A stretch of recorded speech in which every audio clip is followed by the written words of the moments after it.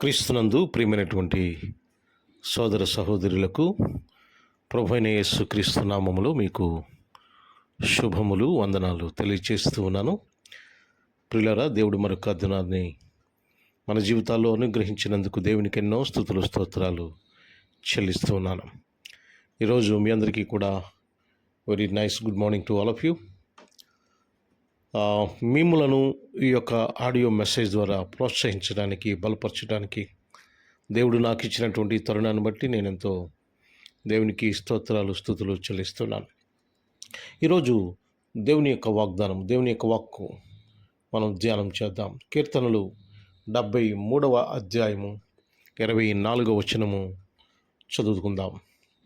నీ ఆలోచన చేత నన్ను నడిపించదవు, తరువాత నీ మహిమలో నన్ను చేర్చుకుందువు అన్నమాట వ్రాయబడింది. ఇక్కడ ఈ వచనంలో మొదటి భాగం మనం తీసుకుందాం. నీ ఆలోచన చేత నన్ను నడిపించదవు.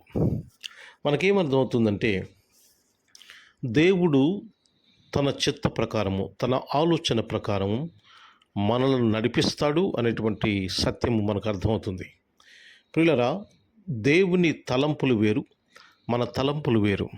దేవుని ఆలోచన వేరు, మన ఆలోచన వేరు.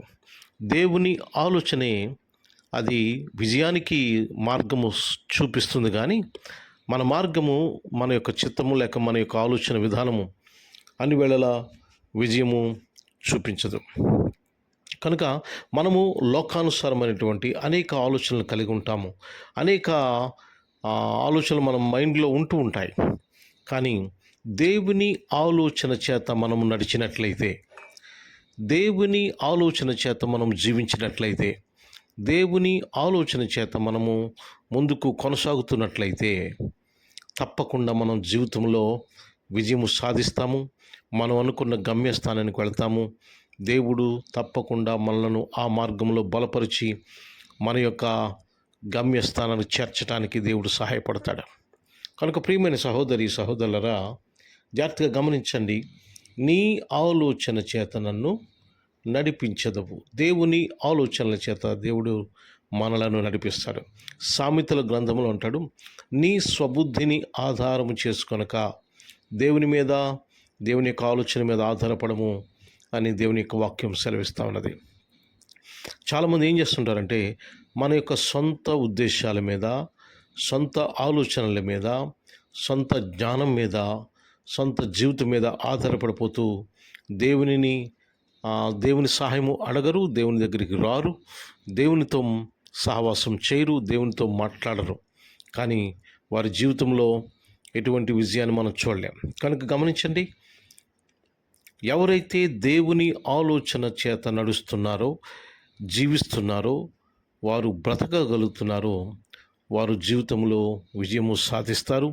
జీవితంలో ఎన్ని సవాళ్ళు ఎదురైనా, ఎన్ని అవాంతరాలు ఎదురైనా, ఎన్ని కష్టాలు ఎదురైనా, ఎవరైతే దేవుని ఆలోచన చేత వారు నడుస్తున్నారో, జీవిస్తున్నారో, అలాంటి వారు ఈ జీవితంలో ఎదురయ్యే ప్రతి ఒక్క సమస్యలను జయిస్తారు. కనుక ప్రియమైన సహోదరి సహోదరులరా, ఈరోజు మనం ఎవరి ఆలోచన ద్వారా నడుస్తున్నాం? చాలామంది లోక సంబంధమైనటువంటి ఆలోచనలు పెట్టుకుని దాని ద్వారా జీవిస్తున్నారు.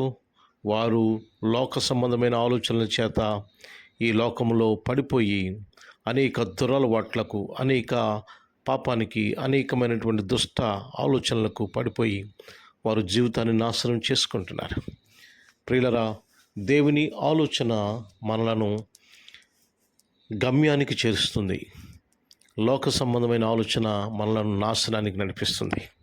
కనుక ఈ రోజున ఎవరి ఆలోచనలో ఉంటాం మనము అనేది మనము ప్రశ్న వేసుకోవాలి. దేవుని ఆలోచనతో నడవండి, దేవుని అడగండి, దేవునితో సహవాసం చేయండి, దేవునికి ప్రార్థన చేయండి. తప్పకుండా దేవుడు మనల్ని బలపరిచి, దీవించి, ఆశీర్వదించి మనలను విజయానికి ఆయన చేరుస్తాడు. దేవుడి మాటలు దీవించి ఆశీర్వదించునుగాక. ఆమేన్. ప్రార్థన చేసుకుందాం. ప్రియ పరలోకపు తండ్రి, మీ ఘనమైన శ్రేష్టమైన నామానికి వందనాలు, స్తోత్రాలు, స్తుతులు చెల్లిస్తున్నాం. ప్రభువా, మరొక నూతన దినాన్ని మా జీవితాల్లో మీరు అనుగ్రహించినందుకు మీకు ఎన్నో స్తుతులు స్తోత్రాలు చెల్లిస్తున్నాం. ఈ దినమంతటిలో మీ కృప అనుగ్రహించండి. మేలు చేయండి ప్రభువా, కృప చూపించండి. మీ దీవెనలతో నింపమని, ఆత్మీయ ఆశీర్వాదాలతో నింపమని, దేవా మీ కృపా కాపుదలు అనుగ్రహించమని, ప్రభువా ఎవరికైతే మీ సహాయం కావాలో వారికి మీ సహాయం అనుగ్రహించమని, అనారోగ్యంలో ఉన్న వారికి స్వస్థత, ప్రభువా నిరాశ నిస్పృహలో ఉన్న వారికి నిరీక్షణ, దేవా అధైర్యముతో ఉన్న వారికి ధైర్యము, విశ్వాసం లేని వారికి విశ్వాసము, ప్రభువా మీరు సమకూర్చమని, దీవించమని, ఆశ్రయించమని కోరి ప్రార్థన చేస్తున్నాను. ఘనత, మహిమ, ప్రభావం